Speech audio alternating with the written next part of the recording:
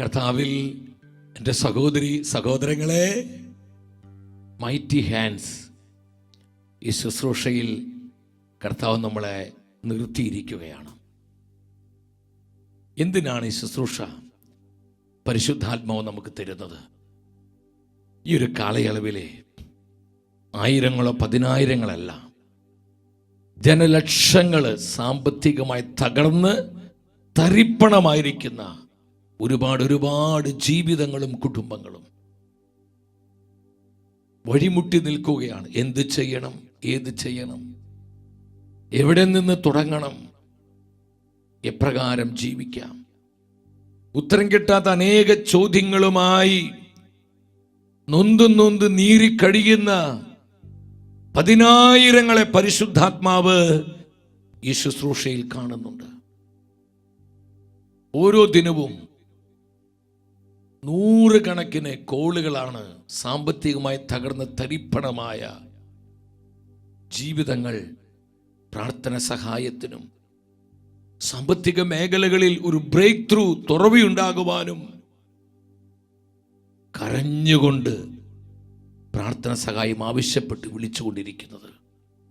എൻ്റെ സഹോദരങ്ങളെ, ഈ കാലഘട്ടത്തിൻ്റെ ഒരു വലിയ പ്രതിസന്ധി എന്ന് പറയുന്നത് സാമ്പത്തിക തകർച്ചയാണ്, ഫിനാൻഷ്യൽ ക്രൈസിസ് ആണ്.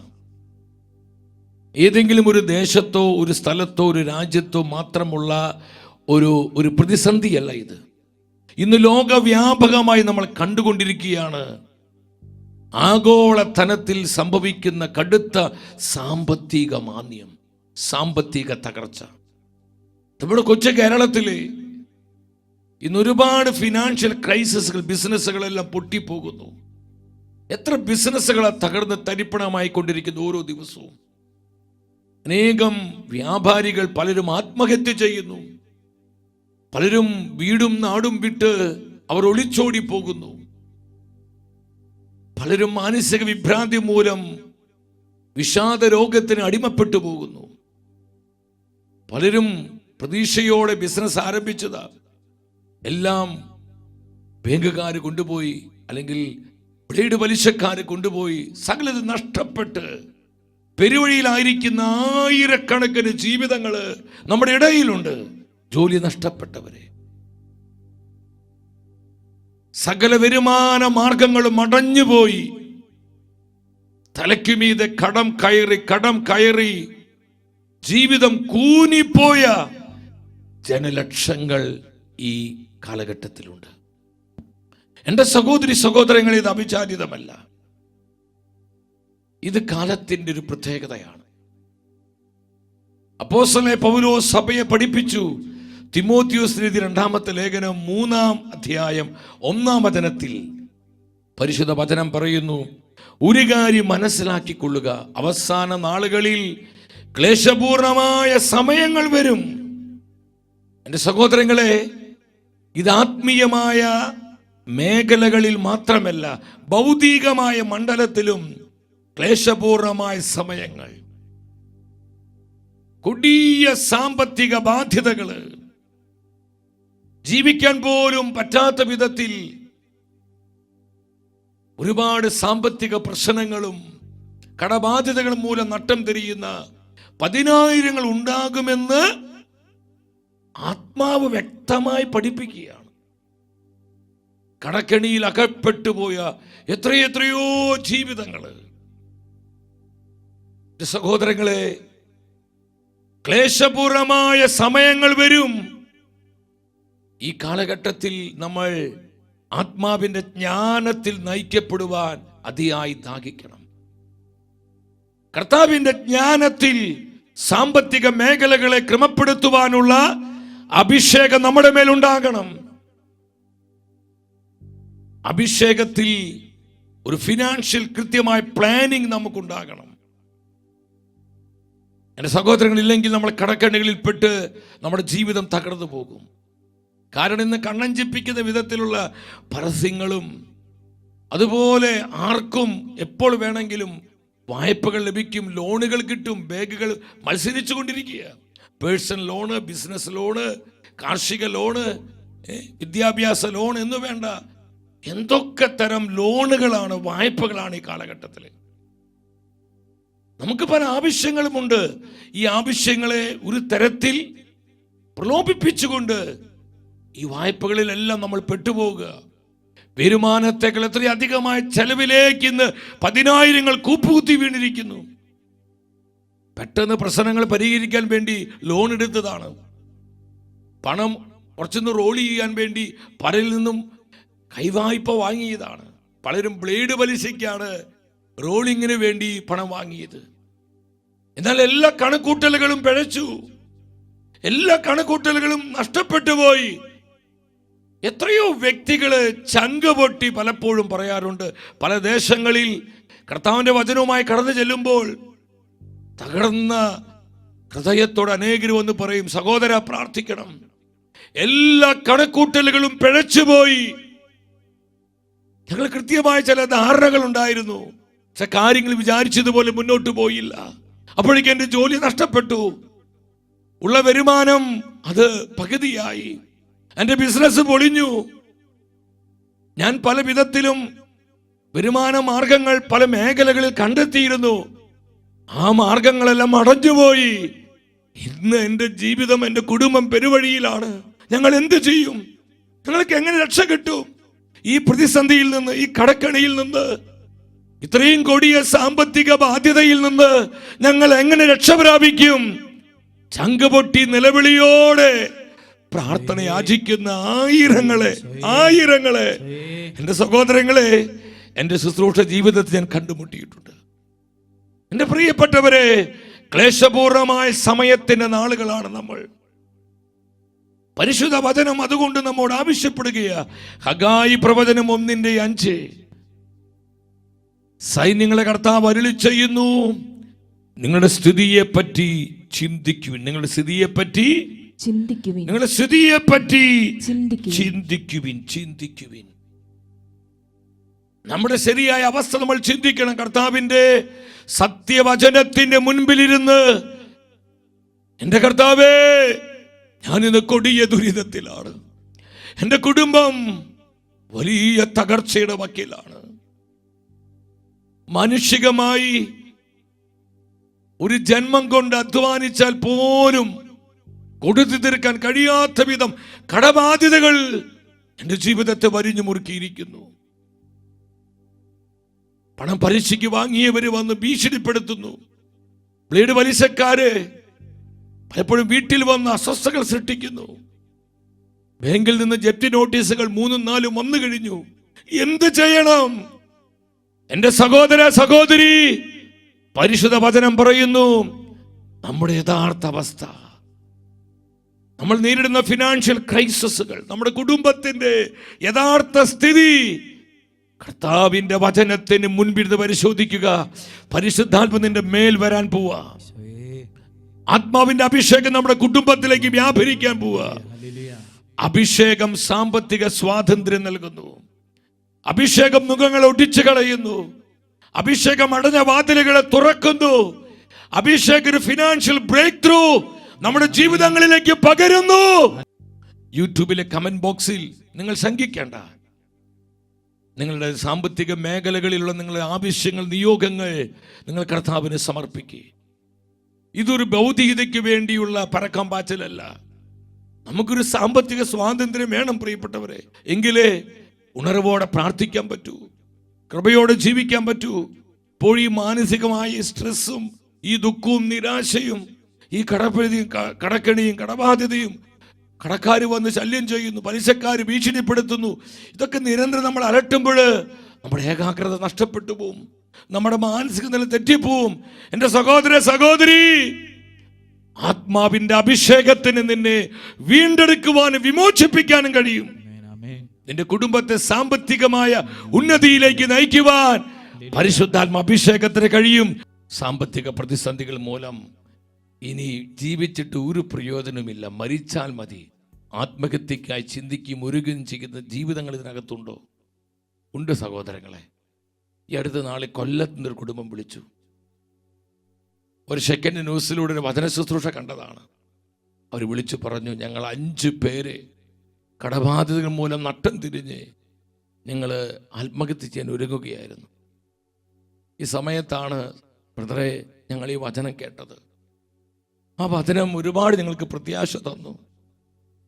ഞങ്ങൾ ഈ ആരാധന ശുശ്രൂഷയിൽ പങ്കെടുക്കുകയായിരുന്നു. എൻ്റെ ഭാര്യയും 3 കുഞ്ഞുങ്ങളുമുണ്ട്. ഞങ്ങൾ ഒരുമിച്ച് കൈകൾ കൊടുത്ത് കെട്ടിപ്പിടിച്ചാണ് ബ്രദറെ ഈ കോള് ഞങ്ങൾ ചെയ്തുകൊണ്ടിരിക്കുന്നത്. ഞങ്ങൾക്ക് എന്തൊക്കെ പ്രശ്നം ഉണ്ടെങ്കിലും കർത്താവിന് പരിഹരിക്കാൻ കഴിയും. കർത്താവിനൊന്നും അസാധ്യമല്ല. ഒരു പ്രത്യാശ ഞങ്ങൾക്ക് കിട്ടി ബ്രദറെ. ഞങ്ങൾ ജീവിക്കാനും ഞങ്ങളുടെ ജീവിതത്തിൽ ആത്മാവിൻ്റെ അഭിഷേകം വെളിപ്പെടുവാനും സഹോദര ഞങ്ങൾക്ക് വേണ്ടി പ്രാർത്ഥിക്കണം. ഇനി ഞങ്ങൾ ആത്മഹത്യ ചെയ്യുകയില്ല എന്ന് സന്തോഷത്തോടെ കുടുംബം പങ്കുവെച്ച് ഞാൻ ഓർക്കുകയാണ്. അധികം നാളുകളുടെ അടുത്ത നാളുകളിലാണ്. ഇതൊരു കുടുംബത്തിന് മാത്രം അനുഭവമല്ല. ഇതുപോലെ ആയിരക്കണക്കിന് കുടുംബങ്ങളാണ് ജീവിതം വഴിമുട്ടി പ്രത്യാശയില്ലാതെ ആത്മഹത്യക്കായി ഒരുങ്ങുന്നതും ആത്മഹത്യക്കായി ചിന്തിച്ചു കൊണ്ടിരിക്കുന്നതും.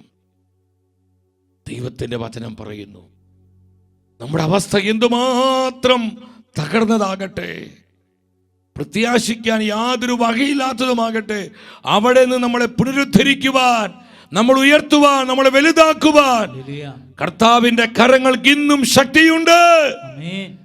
എത്ര പേര് വിശ്വസിക്കുന്നു? അവർ ഉച്ചത്തിൽ ഹല്ലേലൂയ പറഞ്ഞേ.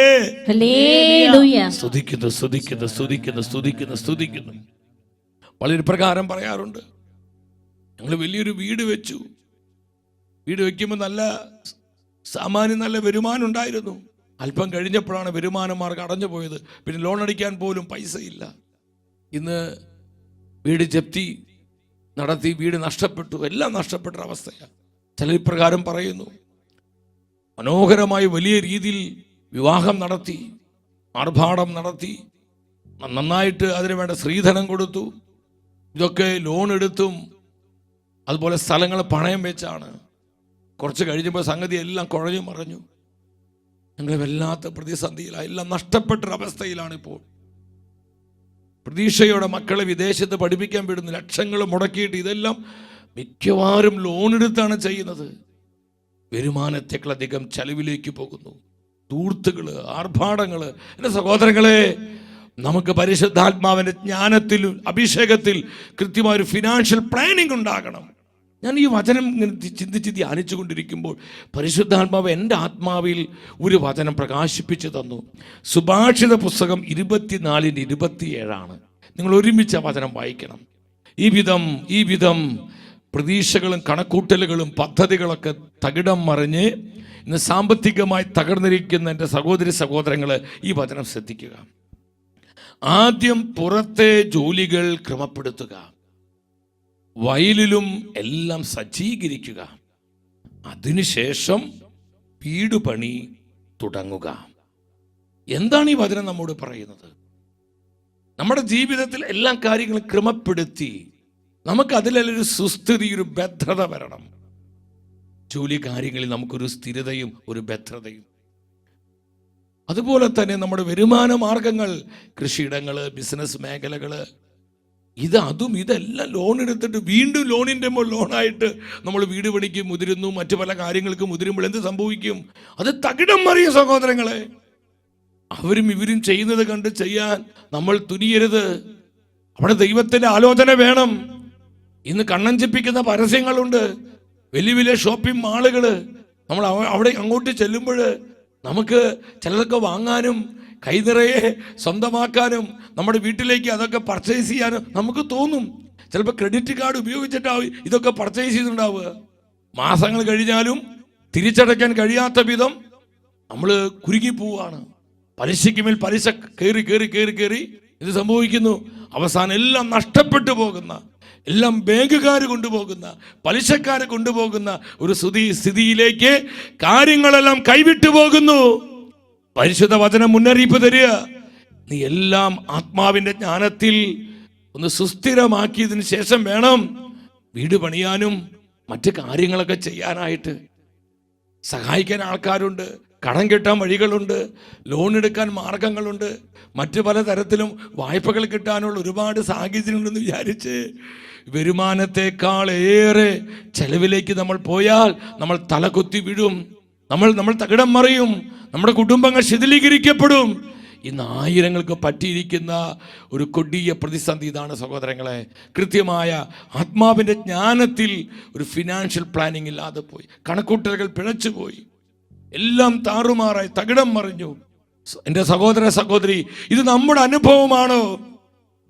പരിശുദ്ധാത്മാവ് തിരുവചനത്തിലൂടെ നമ്മുടെ ജീവിതമാണ് സംസാരിക്കുന്നത്.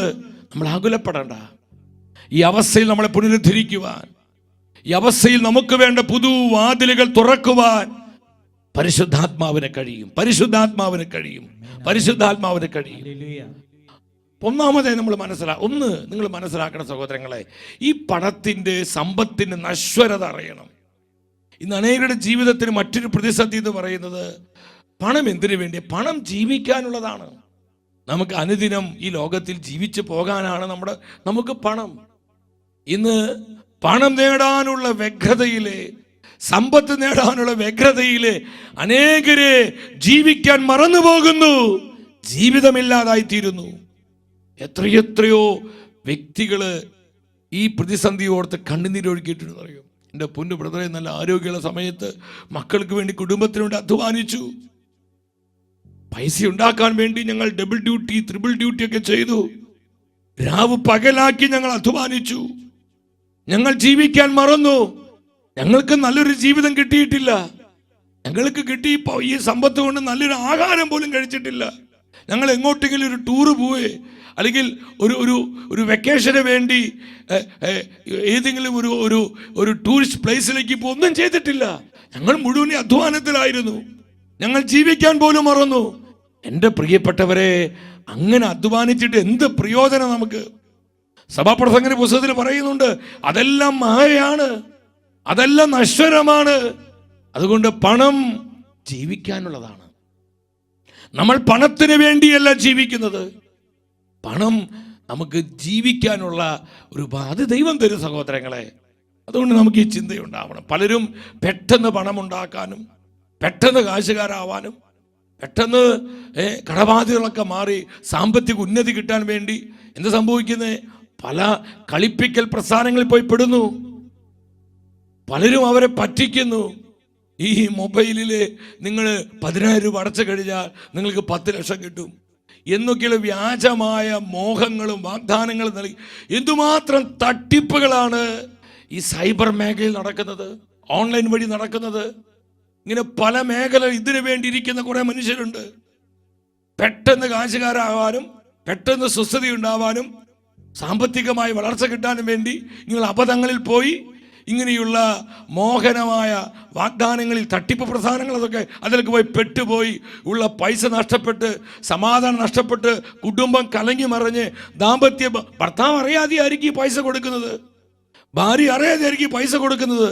അവസാനം നിക്കകളിയില്ലാതെ വരുമ്പോഴാണ് ഈ വിവരങ്ങൾ കുടുംബക്കാർ പോലും അറിയുന്നത്.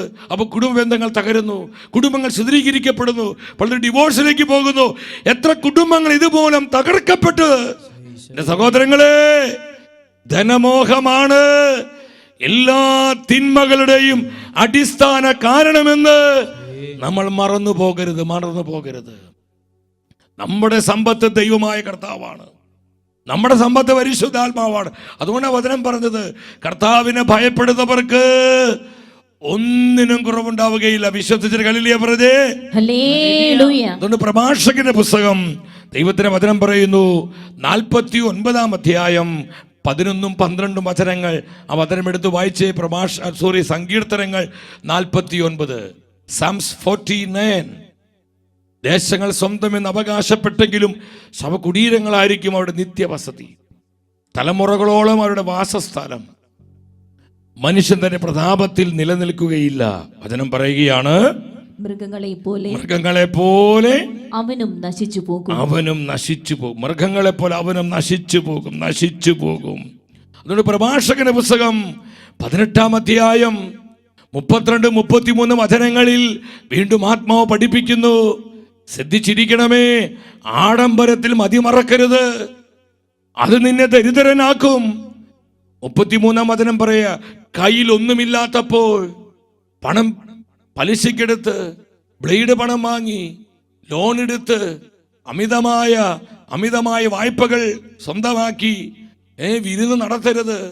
ആഘോഷം നടത്തരുത്, വീട് പണിയരുത്, മോടി കൂട്ടരുത്. അങ്ങനെ ചെയ്താൽ എന്ത് സംഭവിക്കുമെന്ന വചനം പഠിപ്പിക്കുന്നത്? ഉച്ചത്തിൽ വായിച്ച്, നീ ഭിക്ഷക്കാരനായി തീരും, എല്ലാം നഷ്ടപ്പെട്ടവനായി മാറും.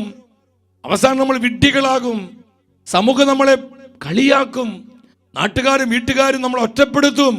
ഇതുപോലെ ഒറ്റപ്പെട്ടു പോയ, ആർക്കും വേണ്ടാതെയായ ഒരവസ്ഥയിൽ എത്രയെത്രയോ നൂറുകണക്കിന് ജീവിതങ്ങൾ ഈ കാലഘട്ടത്തിലുണ്ട്. എൻ്റെ സഹോദരങ്ങളെ, ആത്മാവിൻ്റെ ജ്ഞാനത്തിൽ ജീവിക്കേണ്ട സമയമാണിത്. കാരണം ചുറ്റും ചതിക്കുഴികളാണ്. പെട്ടെന്ന് നോക്കുമ്പോൾ ഇപ്പോൾ എല്ലാം ശരിയാകും, ഇപ്പോൾ എല്ലാം ശരിയാക്കി തരാം, എല്ലാ കാര്യങ്ങളും ക്ലാരിറ്റി ഉണ്ടാവും, പെട്ടെന്ന് കാര്യങ്ങൾക്കൊക്കെ ഒരു മാറ്റം വരും എന്ന് ചിന്തിച്ച് നമ്മൾ ആരും നശിക്കാൻ വേണ്ടിയല്ല ഇതൊക്കെ ചെയ്തത്. പക്ഷേ ഈ ഒരു പ്രതീക്ഷയോടെ ചെയ്ത് എല്ലാ കണക്കൂട്ടലുകളും പിഴച്ചു പോയി, എല്ലാ ആസൂത്രണങ്ങളും തകർന്നു പോയി. ഇന്ന് വലിയ പ്രതിസന്ധിയുടെ നടുവിലായി. ലക്ഷങ്ങളും കോടികൾ കടബാധ്യത, കോടികളും 2-3 കോടിയല്ല, നമുക്ക് ചിന്തിക്കാൻ പോലും പറ്റാത്ത കോടിക്കണക്കിന് ബാധ്യതയുള്ള മനുഷ്യരെ. ഈ അടുത്ത കാലങ്ങളിൽ ഒരു മനുഷ്യൻ വന്നിട്ട് പറഞ്ഞു, ഏകദേശം 100 കോടി രൂപയുള്ള 86 കോടി രൂപയാണ് അദ്ദേഹത്തിന്, 86 കോടി രൂപയുടെ ബാധ്യത. അതിനേക്കാൾ ഒത്തിരി ബാധ്യതയുള്ള മനുഷ്യരുണ്ട്. എൻ്റെ സഹോദരങ്ങളെ, നമ്മളിത് മനസ്സിലാക്കണം. കർത്താവിൻ്റെ വചനം ശ്രദ്ധിക്കുക. അതുകൊണ്ട് പരിശുദ്ധാത്മാവ് നമ്മോട് പറയുകയാണ്, പണത്തിന് നശ്വരത മനസ്സിലാക്കുക. പണത്തിന് വേണ്ടിയല്ല നമ്മൾ ജീവിക്കുന്നത്.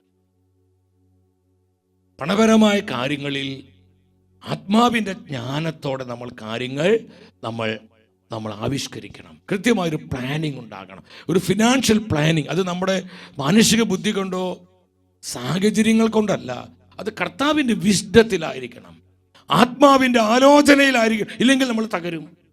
യെശയ്യാ പ്രവചനം 31:1 എന്നെ ഒരുപാട് സ്വാധീനിച്ചൊരു വചനമാണ്. യെശയ്യാ പ്രവചനം 31:1, കർത്താവിനോട് ആലോചന ചോദിക്കുകയോ ഇസ്രായേലിന്റെ പരിശുദ്ധനിലേക്ക് ദൃഷ്ടി ഉയർത്തുകയോ ചെയ്യാതെ സഹായം തേടി ഈജിപ്തിലേക്ക് പോവുകയും കുതിരയിൽ ആശ്രയിക്കുകയും രഥങ്ങളുടെ എണ്ണത്തിലും കുതിരപ്പടയാളികളുടെ കരുത്തിലും വിശ്വാസം അർപ്പിക്കുകയും ചെയ്യുന്നവർക്ക് ദുരിതം. കർത്താവിനോട് ആലോചന ചോദിക്കാതെ സ്വന്തം ബുദ്ധി പറയുന്നത് നമ്മൾ അനുസരിക്കുമ്പോൾ ദുരിതമെന്ന് പരിശുദ്ധാത്മ വെളിപ്പെടുത്തുകയാണ്. കർത്താവിനോട് ആലോചന ചോദിക്കാതെ അവരും ഇവരും ചെയ്യുന്നത് കണ്ട് അതിന്റെ പുറകെ പോയാൽ നമുക്ക് ദുരിതമാണ് സഹോദരങ്ങളെ. കർത്താവിന്റെ ജ്ഞാനത്തിൽ, ആത്മാവിന്റെ ആലോചനയിൽ കൃത്യമായൊരു ഫിനാൻഷ്യൽ പ്ലാനിങ് ഇല്ലാതെ വരവിനേക്കാൾ അധികമായി ചെലവ് നടത്തിക്കഴിഞ്ഞാൽ നാളുകൾ കഴിയുമ്പോൾ എല്ലാം നഷ്ടപ്പെട്ടവളായി നമ്മൾ തകർന്നു പോകുമെന്ന് പരിശുദ്ധ വചനമാണ് പറയുന്നത്. This is A word of God. ഇത് കർത്താവിന്റെ ജീവനുള്ള വചനമാണ്. വിശ്വസിച്ച ഹല്ലേലൂയ പറഞ്ഞേ. ഹല്ലേലൂയ. ജെറമ്യാ പ്രവചനം 29:11 നമുക്ക് സുപരിചിതമായൊരു വചനമാണ്. കർത്താവ് അരുളി ചെയ്യുന്നു, സാമ്പത്തികമായി തകർന്ന് തരിപ്പണമായിരിക്കുന്ന, കടകണികൾ മൂലം നട്ടം തിരിയുന്ന എൻ്റെ സഹോദരങ്ങളെ, നമ്മെക്കുറിച്ചുള്ള കർത്താവിൻ്റെ പദ്ധതി അത് കർത്താവിൻ്റെ മനസ്സിലുണ്ട്. നമ്മുടെ നാശത്തിനല്ല, ക്ഷേമത്തിനുള്ള പദ്ധതിയാണത്. നമുക്ക് ശുഭമായ ഭാവിയും പ്രത്യാശയും നൽകുന്ന പദ്ധതി. വീണ്ടും പരിശുദ്ധ വചനം പറയുന്നു, പൗലോസ് തെസ്സലോനി സഭയ്ക്ക് എഴുതിയ 1-ാമത്തെ ലേഖനം 5-ാം അധ്യായം 24-ാം തിരുവചനം 5:24, നമ്മളെ വിളിക്കുന്ന കർത്താവ് വിശ്വസ്തനാണ്, അവിടുന്ന് അതനുസരിച്ച് പ്രവർത്തിക്കുകയും ചെയ്യും. കർത്താവ് വിശ്വസ്തനാണ്. തൻ്റെ വിശ്വസ്തതയിൽ നമ്മുടെ തകർച്ചകളിൽ അവിടുന്ന് പ്രവർത്തിക്കും. തൻ്റെ വിശ്വസ്തതയിൽ നമ്മുടെ കുടുംബങ്ങളിൽ അവിടുന്ന് അത്ഭുതങ്ങൾ പ്രവർത്തിക്കും. തൻ്റെ വിശ്വസ്തതയിൽ നമ്മുടെ സാമ്പത്തിക കുരുക്കുകളെ കർത്താവ് അഴിച്ചു കളയും. തൻ്റെ വിശ്വസ്തതയിൽ നമുക്ക് വേണ്ടി പുതുവഴികൾ കർത്താവ് തുറന്നു തരും. സ്തുതിക്കുന്നു. അവിടുന്ന് വിശ്വസ്തയോടെ പ്രവർത്തിക്കും. എബ്രായ പുസ്തകം 10:23 ഈ വചനത്തെ സ്ഥിരീകരിക്കുകയാണ്. ഉച്ചത്തിൽ വായിച്ചേ, നമ്മോട് വാഗ്ദാനം ചെയ്തിരിക്കുന്ന കർത്താവ് വിശ്വസ്തനാകയാൽ നമ്മുടെ പ്രത്യാശ ഏറ്റുപറയുന്നതിൽ, തകർച്ചയുടെ മധ്യേ, പ്രതിസന്ധിയുടെ മധ്യേ, കടക്കെണിയുടെ മധ്യേ, കടബാധ്യതകളുടെ മധ്യേ നമ്മുടെ പ്രത്യാശ ഏറ്റുപറയുന്നതിൽ ഞാനും നിങ്ങളും സ്ഥിരതയുള്ളവരായിരിക്കണം. നമുക്ക് സ്ഥിരത വേണം. സ്ഥിരതയുള്ളവരായിരിക്കാൻ കർത്താവ് നമ്മോട് ആവശ്യപ്പെടുകയാണ്. ഹല്ലേലൂയ, ചേർന്ന് പറഞ്ഞേ ഹല്ലേലൂയ. അതുകൊണ്ട് എൻ്റെ സഹോദരങ്ങളെ, ഞാൻ വീണ്ടും പറയട്ടെ, ഇന്ന് അനേകര് തകർന്ന് ഇന്ന് വല്ലാത്ത ദുരിതത്തിലായിരിക്കുന്നതിന് കാരണം പലരും വിത്തെടുത്താണ് ഭക്ഷിച്ചത്. വിത്തെടുത്ത് ഭക്ഷണം കഴിക്കാൻ തുടങ്ങിക്കഴിഞ്ഞാൽ എത്ര നാൾ നമുക്ക് ഭക്ഷണം കഴിക്കാൻ പറ്റും? ഭക്ഷണം മുട്ടുന്നു മാത്രമല്ല, പിന്നെ വിതയ്ക്കാൻ കയ്യിൽ വിത്തുണ്ടാവില്ല. ഇതുപോലെ അനേകരുടെ അവസ്ഥ. സഹോദരങ്ങളെ, വിത്തെടുത്ത് ഭക്ഷിക്കരുത്. ഞാൻ വീണ്ടും ആത്മാവിൽ പറയട്ടെ, കർത്താവിന്റെ ജ്ഞാനത്തിൽ, ആത്മാവിന്റെ ആലോചനയിൽ സാമ്പത്തിക കാര്യങ്ങൾ നമ്മൾ ക്രമപ്പെടുത്തണം. സാമ്പത്തികമായ പദ്ധതികൾ നമ്മൾ ആവിഷ്കരിക്കണം. നമ്മുടെ കുടുംബത്തിന് നന്മയ്ക്ക് വേണ്ടി, നമ്മുടെ മക്കളുടെ ഭാവിക്ക് വേണ്ടി, നമ്മുടെ തലമുറകൾ അനുഗ്രഹിക്കപ്പെടാൻ വേണ്ടി ആത്മാവിന്റെ ആലോചനയിൽ കൃത്യമായി ഫിനാൻഷ്യൽ പ്ലാനിംഗ് ഉണ്ടാകുമ്പോൾ വിസ്ഡം, ജ്ഞാനം നമ്മളെ നയിക്കും. തെറ്റുകൂടാതെ കർത്താവിന്റെ ജ്ഞാനം എന്നെയും നിങ്ങളെയും നയിക്കും. ഇവിടെ നമ്മൾ മറ്റൊരു കാര്യം നിങ്ങൾ മനസ്സിലാക്കുക സഹോദരങ്ങളെ, എല്ലാ സമ്പത്തിൻ്റെയും ഉടയവൻ കർത്താവാണ്. ദിനവൃത്താന്തത്തിന് 1-ാം പുസ്തകം 29:11 എന്താണ് പരിശുദ്ധ വചനം പറയുന്നത്? കർത്താവേ, മഹത്വവും ശക്തിയും മഹിമയും വിജയവും ഔന്നത്യവും അങ്ങയുടേതാകുന്നു. കർത്താവേ, രാജ്യം അങ്ങയുടേത്. അങ്ങ് എല്ലാറ്റിൻ്റെയും അധീശനായി സ്തുതിക്കപ്പെടുന്നു. 12-ാം വചനത്തിൽ പറയാണ്, സമ്പത്തും സകലതും ദൈവത്തിൽ നിന്ന് വരുന്നു. നമുക്ക് സമ്പത്ത് തരുന്ന ദൈവമാണ്. സമ്പത്ത് നേടുവാൻ നമ്മുടെ കരങ്ങൾക്ക് ബലം തരുന്നത് ദൈവമായ കർത്താവാണ്. നമ്മുടെ സമ്പത്തിൻ്റെ ഉറവിടം പരിശുദ്ധാത്മാവാണ്, കർത്താവാണ്. എൻ്റെ സഹോദരങ്ങളെ, നമ്മളിത് മനസ്സിലാക്കണം. അതുകൊണ്ട് തന്നെ ഇപ്പോഴുള്ള നമ്മുടെ സാമ്പത്തിക തകർച്ചകളെ ഓർത്ത് നമ്മൾ അസ്വസ്ഥരാകേണ്ട. ദൈവത്തിൻ്റെ വചനം പഠിപ്പിക്കുന്നു. ലൂക്കായുടെ സുവിശേഷം 1:37. ലൂക്കായുടെ സുവിശേഷം 1:37. ആ വചനം എടുത്ത് ഉച്ചത്തിലെന്ന് പറഞ്ഞ്, ദൈവത്തിനൊന്നും അസാധ്യമല്ല. വിശ്വസിച്ച വചനം ഉച്ചത്തിൽ പ്രഖ്യാപിച്ച്, ദൈവത്തിന് ഒന്നും അസാധ്യമല്ല. ദൈവത്തിനൊന്നും അസാധ്യമല്ല. ദൈവത്തിനൊന്നും അസാധ്യമല്ല. ദൈവത്തിനൊന്നും അസാധ്യമല്ല. ദൈവത്തിനൊന്നും അസാധ്യമല്ല. എന്റെ സഹോദരങ്ങളെ, നമ്മുടെ സാമ്പത്തിക പ്രതിസന്ധി എത്ര വലുതായിക്കൊള്ളട്ടെ, കോടിക്കണക്കിന് രൂപയുടെ കടബാധ്യത നമുക്ക് ഉണ്ടായിക്കൊള്ളട്ടെ, ആ സാഹചര്യത്തിലോ അത്തരത്തിലുള്ള പ്രതിസന്ധിയിലോ ഇടപെടുവാനോ പ്രവർത്തിക്കുവാനോ കർത്താവിന്റെ കരങ്ങൾ കുറുകിപ്പോയിട്ടില്ല. പരിശുദ്ധാത്മാവിന് പ്രവർത്തിക്കാൻ കഴിയാത്ത ഒരു സാഹചര്യവുമില്ല. എത്ര കോടിക്കണക്കിന് ബാധ്യതയുടെ കഠിന പ്രതിസന്ധിയുടെ കുഴിയിലാണോ ഞാനും നിങ്ങളുമെങ്കിലും, ആ പ്രതിസന്ധിയിലേക്ക് ഇറങ്ങി വന്ന് നമുക്ക് വേണ്ടി പ്രവർത്തിക്കുവാൻ, നമ്മളെ ബന്ധിച്ചിട്ടിരിക്കുന്ന കെട്ടുപാടുകളെ പൊട്ടിച്ചു കളയുവാൻ, നമുക്ക് വേണ്ടി പുതിയ വാതിലുകളെ തുറന്നു തരുവാൻ പരിശുദ്ധാത്മാവ് സർവശക്തനാണ്. അവിടത്തേക്കൊന്നും അസാധ്യമല്ല. ദൈവത്തിനൊന്നും അസാധ്യമല്ല. പരിശുദ്ധാത്മാവിനൊന്നും അസാധ്യമല്ല. സ്തുതിക്കുന്നു. വീണ്ടും ഉൽപ്പത്തിയുടെ പുസ്തകം അവിടെ 18-ാം അധ്യായം 14-ാമത്തെ വചനം, കർത്താവിന് കഴിയാത്തത് എന്തെങ്കിലും ഉണ്ടോ? അവതരം ഉച്ചത്തിൽ നേറ്റു പറഞ്ഞേ, കർത്താവിന് കഴിയാത്തത് എന്തെങ്കിലുമുണ്ടോ? കർത്താവിന് കഴിയാത്തതായി എന്തെങ്കിലുമുണ്ടോ? ഒന്നും തന്നെ ഇല്ല സഹോദരങ്ങളെ. കർത്താവിന് എല്ലാം സാധ്യമാണ്. ഒരു സാഹചര്യവും ദൈവത്തിന് പ്രവർത്തിക്കാൻ തടസ്സമല്ല. ഒരു തകർച്ചയും കർത്താവിന് ഇടപെടുവാൻ തടസ്സമല്ല. ഒരു ബന്ധനവും കർത്താവിന് പ്രവർത്തിക്കാൻ തടസ്സമല്ല. എത്ര വലിയ സാമ്പത്തിക തകർച്ചയും കടബാധ്യതകളാണെങ്കിലും അവിടെ ഇറങ്ങി വന്ന് പ്രവർത്തിക്കുവാൻ കർത്താവിന് തടസ്സമില്ല. അവൻ സാഹചര്യങ്ങൾക്ക് അപ്പുറമുള്ളവനാണ്. പരിശുദ്ധാത്മാവ് കാലത്തിന് അധീനനാണ്. അവിടത്തേക്ക് എല്ലാം സാധിക്കും. 121-ാം സങ്കീർത്തനം 1-2 വചനങ്ങളിൽ പരിശുദ്ധ വചനം പറയാ, പർവ്വതങ്ങളിലേക്ക് ഞാൻ കണ്ണുകൾ ഉയർത്തുന്നു, ഈ കൊടിയ തകർച്ചയിലും പ്രതിസന്ധിയിലും എനിക്കുള്ള സഹായം എവിടെ നിന്ന് വരും? എനിക്ക് സഹായം കർത്താവിൽ നിന്ന് വരുന്നു. ആകാശവും ഭൂമിയും സൃഷ്ടിച്ച കർത്താവിൽ നിന്ന് വരുന്നു. അതുകൊണ്ട് എന്റെ സഹോദരങ്ങളെ, നമുക്ക് വലിയ പ്രതീക്ഷയ്ക്ക് വകയുണ്ട്. നമുക്ക് പ്രത്യാശിക്കാൻ വകയുണ്ട്. എല്ലാവരും വളരെ ശ്രദ്ധിച്ചിരുന്നേ, ശ്രദ്ധാപൂർവം ഇരുന്നേ. നമ്മുടെ സാമ്പത്തിക മേഖലകളിൽ, പ്രത്യേകിച്ച് സാമ്പത്തികമായ നമ്മുടെ തകർച്ചകളില്, നമ്മുടെ കടബാധ്യതകളില്, കടം കയറി മുടിഞ്ഞിരിക്കുന്ന എല്ലാം നഷ്ടപ്പെട്ടു പോയ നമ്മുടെ അവസ്ഥകളിൽ കർത്താവ് ഇതെല്ലാം കാണുന്നുണ്ട്. ഒരു അസാധാരണമായ പ്രവൃത്തി ഈ വിഷയങ്ങളിൽ നമുക്ക് വേണ്ടി പ്രവർത്തിക്കുവാൻ പരിശുദ്ധാത്മാവ് ശക്തനാണ്. പരിശുദ്ധ ബൈബിളിൽ നിന്ന് ഞാൻ അപ്രകാരം ഒരു കുടുംബത്തെ നിങ്ങൾക്ക് പരിചയപ്പെടുത്താൻ പോവാണ്. സാമ്പത്തികമായി എല്ലാവിധത്തിലും തകർന്നു പോയൊരു കുടുംബം, പ്രതീക്ഷയ്ക്കൊരു വകയുമില്ലാതെ ആത്മഹത്യ ചെയ്യാൻ ഒരുങ്ങിക്കൊണ്ടിരിക്കുന്ന ഒരു കുടുംബം. ആ കുടുംബത്തിൽ എപ്രകാരമാണ് പരിശുദ്ധാത്മാവിന്റെ അസാധാരണമായ പ്രവൃത്തി വെളിപ്പെട്ടത്? ആ കുടുംബത്തിലേക്ക് എപ്രകാരമാണ് കർത്താവിന്റെ അഭിഷേകം ഇറങ്ങി വന്നത്? തിരുവചനത്തിലൂടെ ആത്മാവ് നമ്മളെ പഠിപ്പിക്കുകയാണ്. ഇന്ന് ഈ ഒരു കുടുംബത്തിന്റെ അവസ്ഥയിലാണ് ആയിരക്കണക്കിന് കുടുംബങ്ങൾ. എല്ലാം തകർന്നു പോയി.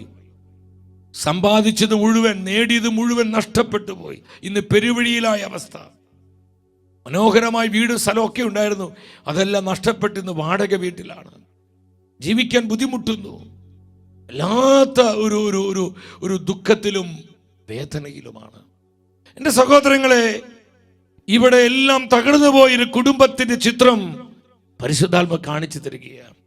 അത് രാജാക്കന്മാരുടെ 1-ാം പുസ്തകം 17-ാം അധ്യായം 8 മുതൽ 16 വരെയുള്ള തിരുവചനങ്ങളിൽ സെറഫ്തയിലെ ഒരു വിധവയുടെ കുടുംബമാണ്. തന്റെ പ്രവാചകനായ ഏലിയായോട് ആത്മാവ് അരുളി ചെയ്തു. രാജാക്കന്മാരുടെ 1-ാം പുസ്തകം 17-ാം അധ്യായം 8ഉം 9ഉം വചനങ്ങൾ എന്താണ് അരുളി ചെയ്തത്? നീ സീദോനിലെ സെറാഫാത്തിൽ പോയി വസിക്കുക. അവിടെ നിനക്ക് ഭക്ഷണം തരുന്നതിന് ഞാനൊരു വിധവയോട് കൽപ്പിച്ചിട്ടുണ്ട്. എന്റെ സഹോദരങ്ങളെ, കർത്താവ് കൽപ്പിച്ചാൽ നമ്മുടെ ഏതവസ്ഥയ്ക്കും മാറ്റം വരും.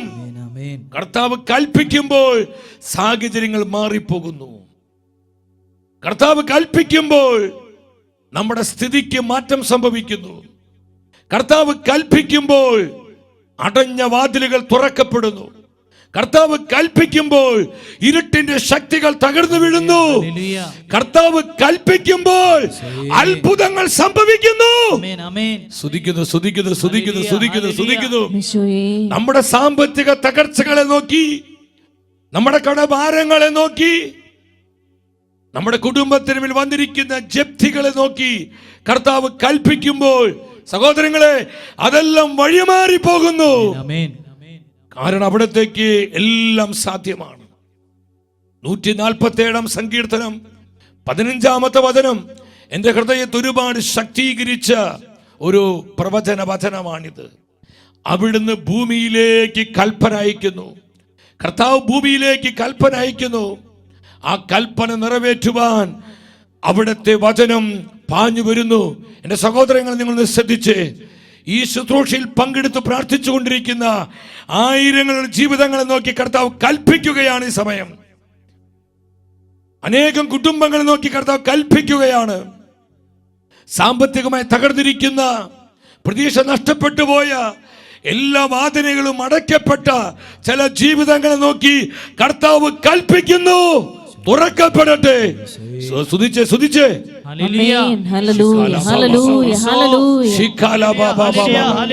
സ്തുതിക്കുക, നിങ്ങൾ ശക്തിയോടെ സ്തുതിച്ചേ. അതിൽ നിന്ന് വിളിച്ച യേശുവേ, കർത്താവേ, ഞങ്ങളെ നോക്കി കൽപ്പിക്കണമേ. ഞങ്ങളെ സാഹചര്യങ്ങൾ നോക്കി കൽപ്പിക്കണമേ.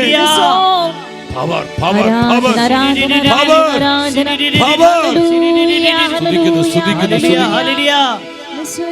കർത്താവ് കൽപ്പിക്കുന്നു. അവിടുത്തെ വചനം പാഞ്ഞു വരുന്നു. സാമ്പത്തികമായി തകർന്ന ജീവിതങ്ങളെ നോക്കി കർത്താവെ കൽപ്പിക്കണമേ. നിരാശയ്ക്ക് അടിമപ്പെട്ട ജീവിതങ്ങളെ നോക്കി കൽപ്പിക്കണമേ. ലക്ഷങ്ങള് കോടികള് ബാധ്യതയുള്ള ജീവിതങ്ങളെ നോക്കി കുടുംബങ്ങളെ നോക്കി കർത്താവേ കൽപ്പിക്കണമേ. റിലീസ്.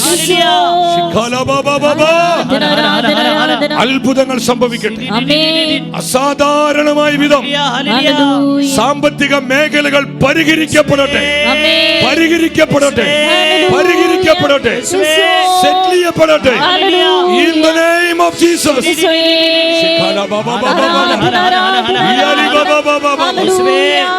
ഹല്ലേലൂയ. യേശു ഇന്നും ജീവിക്കുന്നു.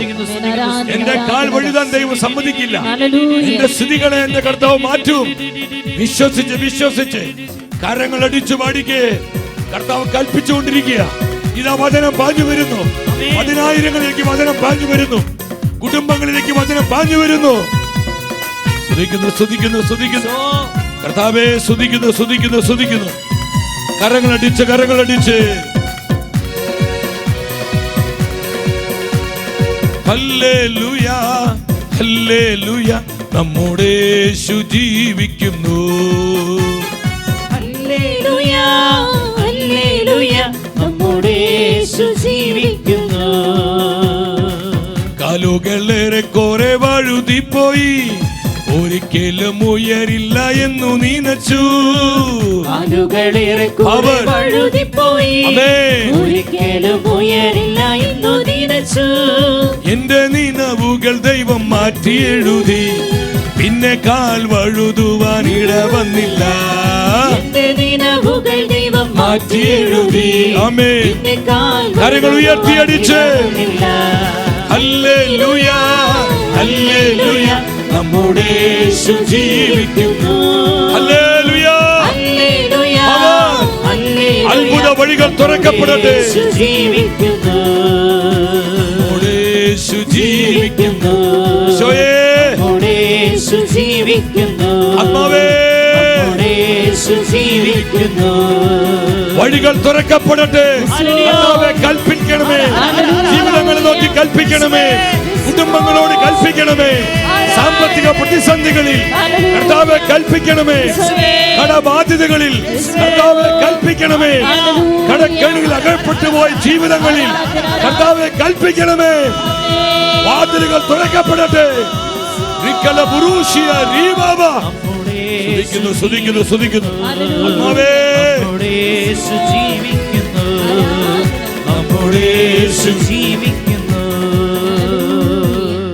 ആമേൻ, ആമേൻ, ആമേൻ. ഈ സമയം പല കുരുക്കുകൾ അഴിഞ്ഞു മാറി. പല കുടുംബങ്ങളിലും പുതുവാതിലുകളെ പരിശുദ്ധാത്മ തുറന്നു. പല മേഖലകളിലുള്ള പൈശാചിക പീഡകളിൽ നിന്ന് ആയിരങ്ങൾക്ക് കർത്താവ് വിമോചനം നൽകി. നന്ദി കർത്താവേ, നന്ദി, നന്ദി കർത്താവേ. വീണ്ടും രാജാക്കന്മാരുടെ 1-ാം പുസ്തകം, ഫസ്റ്റ് കിങ്സ്, രാജാക്കന്മാരുടെ 1-ാം പുസ്തകം 17-ാം അധ്യായം 10 മുതൽ 12 വരെയുള്ള വചനങ്ങൾ നിങ്ങൾ ശ്രദ്ധാപൂർവ്വം വായിച്ച് ഏലിയ സറഫ്തിലേക്ക് മടങ്ങി. പട്ടണ കവാടത്തിലെത്തിയപ്പോൾ ഒരു വിധവ വിറക് ശേഖരിക്കുന്നത് കണ്ടു. അവൻ അടുത്തു ചെന്ന് കുടിക്കാൻ ഒരു പാത്രം വെള്ളം തരാൻ പറഞ്ഞു. അവൾ വെള്ളം കൊണ്ടുവരാൻ പോകുമ്പോൾ അവൻ അവളോട് പറഞ്ഞു, കുറച്ച് അപ്പവും കൊണ്ടുവരിക. നിങ്ങൾ ശ്രദ്ധിച്ചു വായിക്കണമേ. ഇന്ന് 10,000ങ്ങളുടെ അവസ്ഥ ഇതാണ്. ഒത്തിരിയേറെ കുടുംബങ്ങളുടെ അവസ്ഥ ഇതാണ്. അവൾ പറഞ്ഞു, നിന്റെ ദൈവമായ കർത്താവാണേ, എൻ്റെ കയ്യിൽ അപ്പമില്ല. ആകെയുള്ളത് കലത്തിൽ ഒരു പിടി മാവും ഭരണിയിൽ അല്പം എണ്ണയുമാണ്. ഞാൻ 2 ചുള്ളി വിറക് പിറക്കുകയാണ്. ശ്രദ്ധിക്കണം, ഞാൻ രണ്ട് ചുള്ളി വിറക് പിറക്കുകയാണ്. ഇത് കൊണ്ടുചെന്ന് അപ്പമുണ്ടാക്കി എനിക്കും എൻ്റെ മകനും കഴിക്കണം. പിന്നെ ഞങ്ങൾ മരിക്കും, പിന്നെ ഞങ്ങൾ മരിക്കും. ഞങ്ങൾക്ക് ഇനി ജീവിക്കണ്ട. ഞങ്ങൾക്ക് ജീവിക്കാൻ വേറെ വഴിയില്ല. ജീവിതം വഴിമുട്ടി നിൽക്കുക. ഞങ്ങൾ പിന്നീട് മരിക്കും. ആത്മഹത്യക്കായി ഒരുങ്ങി നിൽക്കുന്നൊരു കുടുംബം, എല്ലാം നഷ്ടപ്പെട്ടു പോയൊരു കുടുംബം, എല്ലാം തകർന്നടിഞ്ഞൊരു കുടുംബം, പ്രതീക്ഷയ്ക്ക് ശ്രദ്ധിച്ച് ഒരു സാധ്യത പോലും ഇല്ലാത്തൊരു കുടുംബം. 2 ചുള്ളി വിറക് പിറക്കുകയാണ് അവൾ. അല്പം ഒരു അപ്പം ഉണ്ടാക്കാനായിട്ട്, അല്പം ആ വെള്ളം ഒന്ന് ചൂടാക്കാനായിട്ട്. അത് കഴിഞ്ഞാൽ മരിക്കുക എന്ന് പറഞ്ഞാൽ മുഴുദാരിദ്ര്യം. എല്ലാം തകർന്ന അവസ്ഥ, എല്ലാം നഷ്ടപ്പെട്ടു പോയ അവസ്ഥ. എൻ്റെ സഹോദര സഹോദരി, നിന്റെ ജീവിതം ഇതുപോലെയാണോ? പ്രിയപ്പെട്ടവരെ, നമ്മുടെ കുടുംബത്തിന്റെ അവസ്ഥ ഇതാണോ? എല്ലാം നഷ്ടപ്പെട്ടു പോയൊരു കുടുംബം, എല്ലാം തകർന്നടിഞ്ഞൊരു കുടുംബം, ഇനി ജീവിക്കാൻ കഴിയാത്ത വിധം വഴിമുട്ടി നിൽക്കുന്ന അവസ്ഥകൾ. എൻ്റെ സഹോദരൻ, ഇവിടെയാണ് പരിശുദ്ധാത്മ പ്രവർത്തിക്കുന്നത്. ഇപ്രകാരമുള്ള ജീവിതങ്ങളിലേക്കാണ് അഭിഷേകം ഇറങ്ങുന്നത്. ഇതുപോലെ തകർന്നിരിക്കുന്ന കുടുംബങ്ങളിലേക്കാണ് ആത്മാവിന്റെ ശക്തി വ്യാപരിക്കുന്നത്. കർത്താവേ, കരങ്ങൾ നീട്ടണമേ. Bless bless bless lord. ഞങ്ങളുടെ ജനത്തെ അനുഗ്രഹിക്കണമേ. പ്രതീക്ഷ നഷ്ടപ്പെട്ടു പോയ കുടുംബങ്ങൾ, എല്ലാം തകർന്ന് തരിപ്പണമായ കുടുംബങ്ങൾ, ഇനി ആത്മഹത്യ മതി, ജീവിക്കേണ്ട എന്ന് ചിന്തിച്ച് നിരാശയോടെ കഴിയുന്ന കുടുംബങ്ങള്, കർത്താവേ കരുണ ചൊരിയണമേ. സ്തുതിക്കുന്നു സ്തുതിക്കുന്നു സ്തുതിക്കുന്നു സ്തുതിക്കുന്നു സ്തുതിക്കുന്നു സ്തുതിക്കുന്നു. അസാധാരണമായ വിധത്തിലാണ് ആ കുടുംബത്തെ കർത്താവ് രക്ഷിക്കുന്നത്. ഇത് അനേകം കുടുംബങ്ങളെ കർത്താവ് ഇന്നത്തെ ശുശ്രൂഷയോട് രക്ഷിക്കാൻ പോവുകയാണ്. ഇതുപോലെ തകർന്ന അനേകം കുടുംബങ്ങളെ പരിശുദ്ധാത്മാവ് പുനരുദ്ധരിക്കാൻ പോവുകയാണ്. ഇതുപോലെ തകർന്നടിഞ്ഞ ആയിരക്കണക്കിന് ജീവിതങ്ങളെ പരിശുദ്ധാത്മാവ് ഒരു പുത്തൻ അഭിഷേകത്തിലേക്ക് ഉയർത്താൻ പോവുകയാണ്. സാമ്പത്തിക സുസ്ഥിതി തന്നെ അവരെ മുദ്രവെക്കുകയാണ്. സ്തുതിക്കുന്നു സ്തുതിക്കുന്നു സ്തുതിക്കുന്നു സ്തുതിക്കുന്നു കർത്താവേ, സ്തുതിക്കുന്നു കർത്താവേ, സ്തുതിക്കുന്നു കർത്താവേ, സ്തുതിക്കുന്നു കർത്താവേ. എൻ്റെ സഹോദരങ്ങളെ, ഏതൊക്കെ വിധത്തിലോ നമുക്ക് ചിന്തിക്കാൻ പോലും പറ്റാത്ത വിധത്തിൽ പല വഴികളിൽ, പല മാർഗങ്ങളിലായിരിക്കും നമ്മുടെ ഈ സമ്പത്ത് മുഴുവൻ നഷ്ടപ്പെട്ടു പോയത്. നഷ്ടപ്പെട്ടതെല്ലാം വീണ്ടെടുക്കുവാൻ പരിശുദ്ധാത്മാവിന് കഴിയും. അഭിഷേകം സകലതിനെയും വീണ്ടെടുക്കുന്നു. അഭിഷേകം സകലതിനെയും വീണ്ടെടുക്കുന്നു. തുറന്നുള്ള ദിനങ്ങൾ നമ്മളത് ധ്യാനിച്ച് പഠിക്കും. ഇങ്ങനെ ആത്മഹത്യക്കായി ഒരുങ്ങുന്ന കുടുംബം, എല്ലാം നഷ്ടപ്പെട്ടു പോയ കുടുംബം. അടുത്ത വചനത്തിൽ എന്താണ് പരിശുദ്ധാത്മാ പറയുന്നത്? രാജാക്കന്മാരുടെ 1-ാം പുസ്തകം 13 വന്നേ. ഏലി അവളോട് പറഞ്ഞു, ഭയപ്പെടേണ്ട, നീ ചെന്ന് പറഞ്ഞതുപോലെ ചെയ്യുക. എന്നാൽ ആദ്യം അതിൽ നിന്നൊരു ചെറിയ അപ്പം ഉണ്ടാക്കി എനിക്ക് കൊണ്ടുവരണം. ഒരു അപ്പം നീ എനിക്ക് കൊണ്ടുവരണം. പിന്നെ നിനക്കും മകനും വേണ്ടി ഉണ്ടാക്കിക്കൊള്ളുക, ഉണ്ടാക്കിക്കൊള്ളുക. എൻ്റെ സഹോദരങ്ങൾ, ഒന്നുമില്ല, നത്തിങ്, ഒന്നുമില്ലാത്തൊരവസ്ഥ, ഒന്നുമില്ല. ഒരു അപ്പം ഉണ്ടാക്കാനുള്ള മാവ് മാത്രമേ ഉള്ളൂ എന്ന് പറഞ്ഞാൽ കൊടിയ ദാരിദ്ര്യം. ഈ സമയത്തും കർത്താവിൻ്റെ വാക്കുകളെ വിശ്വസിക്കാൻ പറ്റണം. ഇവിടെ നമുക്കുള്ള ദൂത് എന്താ സഹോദരങ്ങൾ? നമുക്കുള്ള മെസ്സേജ് എന്താ? ഇതുപോലെ തകർന്ന് തരിപ്പണമായിരിക്കുകയാണ്. ഒരു മനുഷ്യനെ സഹായിക്കാൻ പറ്റാത്ത വിധം, ഇനി സഹായിച്ചാൽ പോലും അതുകൊണ്ടൊന്നും എവിടെയും എത്തിച്ചേരാൻ പറ്റാത്ത വിധം, അതുപോലെ കൊടിയ തകർച്ചയിലാണ്, കൊടിയ പ്രതിസന്ധിയിലാണ് നമ്മൾ. എന്നാൽ സഹോദരങ്ങളെ, ഈ കൊടിയ തകർച്ചയുടെ നടുവിൽ കർത്താവിന്റെ പ്രോമിസിൽ വിശ്വസിക്കുക, കർത്താവിന്റെ വചനങ്ങളിൽ വിശ്വസിക്കുക. നമ്മുടെ കർത്താവ് പറഞ്ഞു, യോഹന്നാന്റെ സുവിശേഷം 14:1, നിങ്ങൾ ഹൃദയം അസ്വസ്ഥമാകേണ്ട, ദൈവത്തിൽ വിശ്വസിക്കുക, എന്നിലും വിശ്വസിക്കുക. വീണ്ടും കർത്താവ് പറഞ്ഞു യോഹന്നാന്റെ സുവിശേഷം 11:40, എന്താണ് ഈശോ പഠിപ്പിച്ചത്? വിശ്വസിച്ചാൽ നീ ദൈവത്തിന്റെ മഹത്വം ദർശിക്കുമെന്ന് ഞാൻ നിന്നോട് പറഞ്ഞില്ലേ? പ്രിയ ദൈവത്തിന്റെ പൈതലേ, എന്റെ സഹോദര സഹോദരി, നിന്റെ കൊടിയ സാമ്പത്തിക തകർച്ചയിൽ, നീ അകപ്പെട്ടിരിക്കുന്ന ഈ കടക്കെണിയിൽ, ഈ കടബാധ്യതയിൽ, എല്ലാം നഷ്ടപ്പെട്ടു പോയ, പ്രതീക്ഷയ്ക്കൊരു വകയുമില്ലാത്ത ഈ സാഹചര്യത്തിൽ നീ കർത്താവിന്റെ വചനത്തിൽ വിശ്വസിക്കുക, പരിശുദ്ധാത്മാവിന്റെ പ്രവർത്തനങ്ങളിൽ വിശ്വസിക്കുക, ആത്മാവിന്റെ അഭിഷേകത്തിൽ വിശ്വസിക്കുക, കർത്താവിന്റെ കരങ്ങളിൽ വിശ്വസിക്കുക.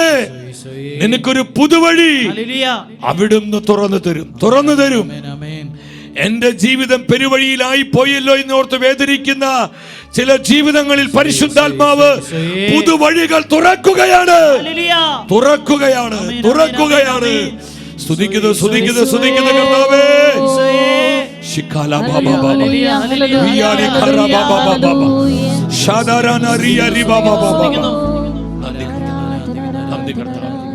ഈ സമയത്ത് അവിടെ എന്താ സംഭവിച്ചേ?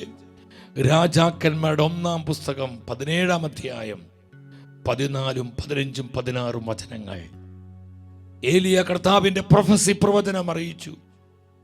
ഭൂമിയിൽ മഴ പെയ്യ്ക്കുന്നത് വരെ കലത്തിലെ മാവ് തീർന്നു പോവുകയില്ല, ഭരണിയിൽ എണ്ണ വറ്റുകയുമില്ല എന്ന് കർത്താവ് അരുളി ചെയ്യുന്നു. അവൾ ഏലിയ പറഞ്ഞതുപോലെ ചെയ്തു. അങ്ങനെ ആ കൊടിയ ദാരിദ്ര്യത്തിന്റെ നടുവിൽ ദൈവ പരിപാലന ആ കുടുംബം അനുഭവിച്ചു. എല്ലാം നഷ്ടപ്പെട്ടു പോയ കുടുംബം, എല്ലാം തകർന്നു പോയ കുടുംബം, പ്രതീക്ഷയ്ക്കൊരു വകയില്ലാതിരുന്ന കുടുംബം കർത്താവിന്റെ പ്രൊവിഡൻസ് അനുഭവിക്കുകയാണ്, കർത്താവിന്റെ പരിപാലന അനുഭവിക്കുകയാണ്. സിംഹക്കുട്ടികൾ ഇരക്കെട്ടാതെ വിശന്നു വലഞ്ഞാലും കർത്താവിനെ സ്നേഹിക്കുന്നവർക്ക് ഒന്നിനും കുറവുണ്ടാവുകയില്ല. ആശ്ചര്യമായി ഈ വചനം ഈ കുടുംബത്തിൽ കൃപയായി മാറി. ആ കഠിനമായ ക്ഷാമത്തിന്റെ നടുവിൽ, ആ കൊടിയ ദാരിദ്ര്യത്തിന്റെ നാളുകളിൽ ആ കുടുംബത്തെ കർത്താവ് പരിപാലിച്ചു. ആത്മഹത്യ ചെയ്യാൻ ഒരുങ്ങിയ ആ കുടുംബത്തെ കർത്താവ് രക്ഷിച്ചു. ആ കുടുംബത്തിന് സാമ്പത്തിക ഉന്നതി കൊടുത്തു. അവരുടെ പ്രതിസന്ധികളെ കൃപകളാക്കി, അവരുടെ ദുഃഖങ്ങളെ ആനന്ദങ്ങളാക്കി, അവരുടെ നൊമ്പരങ്ങളെ മുറിപ്പാടുകളെ അഭിഷേകമാക്കി മാറ്റി. അഭിഷേകമാക്കി മാറ്റി. 16-ാം വചനം പറയുകയാണ്, അങ്ങനെ അവളും കുടുംബവും അവനും നിരവധി ദിവസങ്ങൾ ജീവിച്ചു. 17-ാമത്തെ വചനം അതാ പറയുന്നത്. കർത്താവ് അരുളി ചെയ്തതുപോലെ കലത്തിലെ മാവ് തീർന്നു പോയില്ല, ഭരണിയിൽ എണ്ണ വറ്റിയുമില്ല. കർത്താവ് അവരെ പ്രൊട്ടക്ട് ചെയ്തു, അവരെ സംരക്ഷിച്ചു, അവരെ വീണ്ടെടുത്തു. എന്റെ സഹോദരങ്ങൾ, ഒരു വചനം പറഞ്ഞ് ഞാൻ അവസാനിപ്പിക്കുകയാണ്. നാം മനസ്സിലാക്കണം, കർത്താവിന്റെ കരങ്ങൾ കുറുകിപ്പോയിട്ടില്ല. രാജാക്കന്മാരുടെ 2-ാം പുസ്തകം 3-ാം അധ്യായം 17-ാം വചനത്തിൽ പറയാണ്, കർത്താവിന് ഇത് നിസാരമാണ്. പറഞ്ഞേ, കർത്താവിന് ഇത് നിസാരമാണ്. ഒരു സാധ്യത ഇല്ലാത്തിടത്തും സാധ്യതകൾ തുറക്കാൻ കർത്താവിന് നിസാരമാണ്. ഏത് പ്രതിസന്ധിയെയും അനുകൂലങ്ങളാക്കി മാറ്റാൻ കർത്താവിന് നിസാരമാണ്. എത്ര കൊടിയ സാമ്പത്തിക തകർച്ചകളെയും അത് അനുഗ്രഹങ്ങളാക്കി ഉയർത്തുവാൻ കർത്താവിന് നിസാരമാണ്. എത്ര കടക്കണിൽ അകപ്പെട്ടു പോയൊരു ജീവിതമാണ് നിന്റേത്, അതിൽ നിന്ന് നിന്നെയും നിന്റെ കുടുംബത്തെയും പുറത്തു കൊണ്ടുവരുവാൻ കർത്താവിന് നിസാരമാണ്. കർത്താവിന് ഇതെല്ലാം നിസാരമാണ്. വിശ്വസിക്കുക സഹോദരങ്ങളെ, വിശ്വസിക്കുക. അടുത്ത 4 ദിനങ്ങളിൽ നിങ്ങൾ അനേകരുടെ ശുശ്രൂഷ പങ്കുവെക്കണം. 10,000 ജനലക്ഷങ്ങളാണ് ഈ തകർച്ചയിൽ ഇന്ന് വിട്ടുപോയിരിക്കുന്നത്. കർത്താവിൻ്റെ കരങ്ങൾ അവിടേക്കൊരു വീണ്ടെടുപ്പ് തരികയാണ്. ആത്മാവിൻ്റെ അഭിഷേകം ഫിനാൻഷ്യൽ ഫ്രീഡത്തിലേക്ക് നമ്മളെ നയിക്കും. ഒരു ബ്രേക്ക് ത്രൂ സാമ്പത്തിക മേഖലകളിൽ ഒരു തുറവി ആത്മാവ് നമുക്ക് തരികയാണ്. യെസ്, വിശ്വസിക്കുക. You believe. നീ വിശ്വസിക്കുക. അടുത്ത 4 ദിനങ്ങളിൽ നിങ്ങൾ അനേകർക്ക് ഇവിടുന്ന് അയക്കുന്ന കാർഡുകൾ ഷെയർ ചെയ്ത് കൊടുക്കണം. യൂട്യൂബ് ലിങ്ക് കൊടുക്കണം. ഈ സെഷൻസ് എല്ലാം യൂട്യൂബിലുണ്ട്. നിങ്ങൾ അനേകർക്ക് അത് ഷെയർ ചെയ്ത് കൊടുക്കണം. അത് വലിയ സുവിശേഷ വേലയാണ്. അങ്ങനെ ജനലക്ഷങ്ങൾ പങ്കെടുത്ത് മൈറ്റി ഹാൻഡ്സ് എന്നൊരു ശുശ്രൂഷ ഈ കാലഘട്ടത്തിൽ കൃപയുടെ ശുശ്രൂഷയാക്കി മാറ്റുവാൻ നമുക്ക് പ്രാർത്ഥിക്കുകയും അതിനുവേണ്ടി ഒന്നിച്ച് പ്രവർത്തിക്കുകയും ചെയ്യാം. എൻ്റെ സഹോദരങ്ങൾ, 1-2 കാര്യങ്ങൾ പെട്ടെന്ന് നിങ്ങൾ അറിയിക്കുകയാണ്.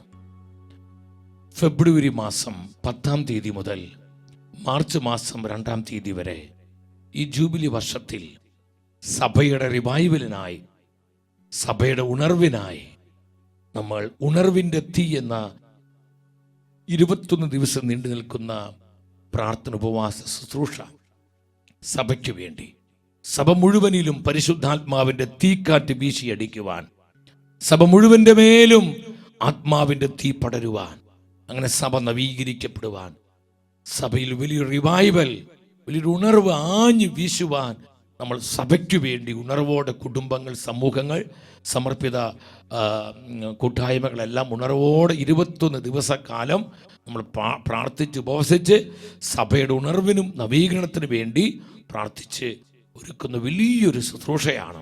അഭിനയ പിതാക്കന്മാരും വന്യവൈദികരും അതുപോലെ അൽമായ പ്രേക്ഷിതരെല്ലാം അണിനിരക്കുന്ന ഒരു കൂട്ടായ ശുശ്രൂഷ.